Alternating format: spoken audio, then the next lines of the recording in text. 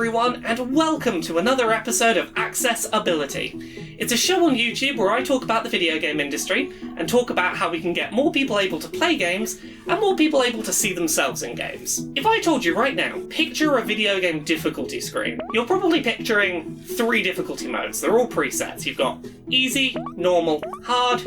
Maybe you've got a 4th one that's very hard that's called something like Inferno Toxicity, something really scary to go, ooh, you're good at games. If your game has difficulty modes at all, that's probably what you're getting. You're probably getting something like that. And what if I told you there is a better way we could be doing video game difficulty?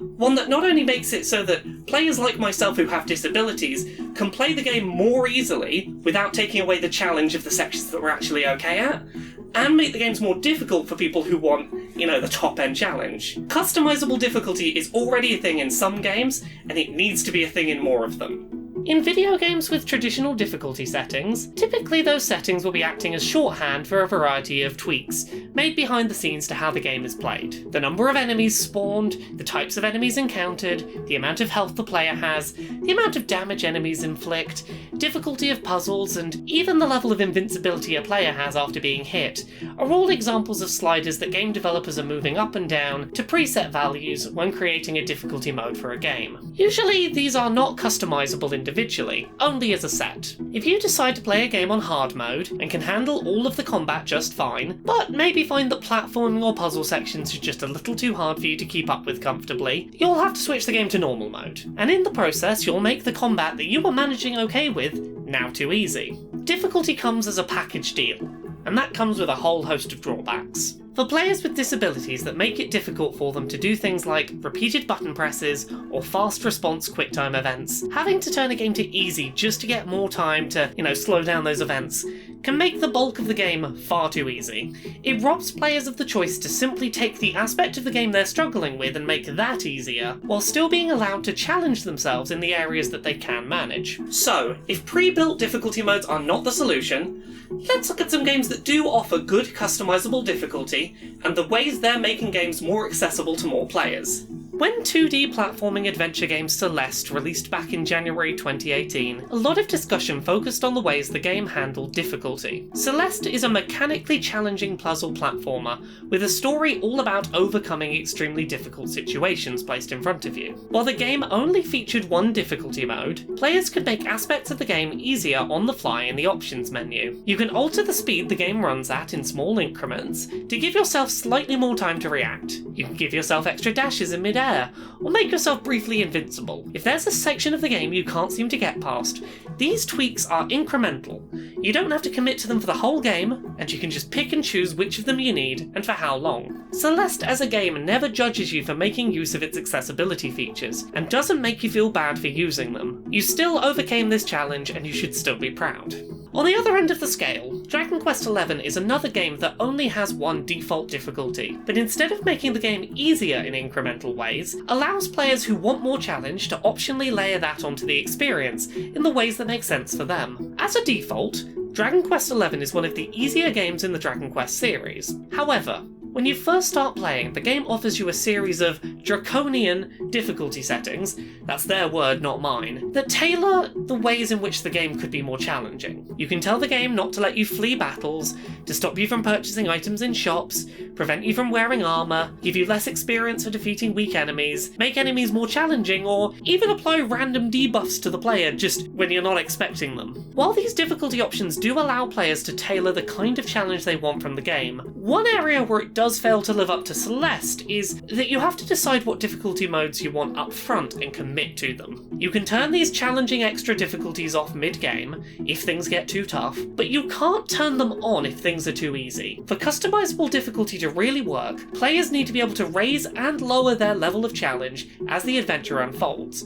particularly in lengthy JRPGs like Dragon Quest XI. There's no point in letting people have the ability to change their difficulty if 10 hours in they realise, this could be a bit more difficult and have to restart the game to up that difficulty. However, possibly the best possible example of a game allowing for customizable difficulty is Dishonored 2, which not only lets you customize a wide variety of difficulty options up front and tweak them later, but also still collect achievements regardless of your customizations. When you start a new playthrough of Dishonored 2, players are shown the usual difficulty selection screen with easy, normal, hard, and very hard modes to pick from. However, once you pick one of these presets, you are shown a much wider variety of difficulty sliders, and where you've been placed on each by your choice of preset. You can then tailor these further, making certain aspects more or less difficult than they would usually be at that preset. The number of difficulty sliders Dishonored 2 gives you access to is quite frankly ludicrous. Here's a quick rundown of the various aspects of the game that you can tweak and tailor independently of each other. The game allows you to decide how many save slots you should have, whether the game should be permadeath, whether time slows down when you access the quick access wheel, what level of enemy perception there is, what level of perception enemies have when you're above them or when you're leaning. It allows you to alter how fast sleep darts work, how loud your footsteps are, how persistent guards are when they search for you, how many reinforcements get called if you get caught, how much your health regenerates, how much damage enemies do, how large a group of enemies will attack you at once, how frequently will enemies attack, how accurate are enemies, how brave are enemies, does your mana replenish, how much ammo can you carry, what's your elixir speed, what's your elixir strength, how tenacious are enemy chases, how visible are you in stealth. It's such a list, it's ludicrous. And best of all of these customization settings can be altered as much as you want as you progress through your adventure. It combines Celeste's ability to make the game easier when you want, with Dragon Quest XI's ability to add extra challenge to the game, while ensuring that you are never punished for tweaking these numerous settings back and forth. Additionally, I wanted to give a shout out to games such as Spider-Man on the PS4 that, while not as diverse in the number of difficulty selections they have for you, do allow you to change certain settings to make the game easier in ways that are known to help people with disabilities. The game allows players to turn off button mashing events and make them held buttons instead, turn off timers for QuickTime events, and allows players to entirely skip puzzles without penalty. More developers should let players opt out of parts of games they may not personally be able to handle, and still play the rest of the game at the difficulty mode they want. I certainly don't expect difficulty customization, specifically to the degree of something like Dishonored 2, to become commonplace overnight. I know that it's more difficult for developers to create, it's a lot of extra work, and I know that it's not a standard in the industry right now.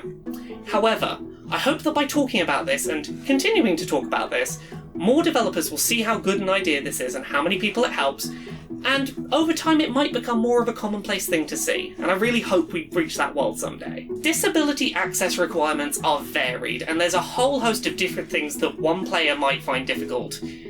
If we can reach a world where a player doesn't have to turn down the difficulty of every part of a game just because one part is difficult for them, more games are going to be more fun for more people.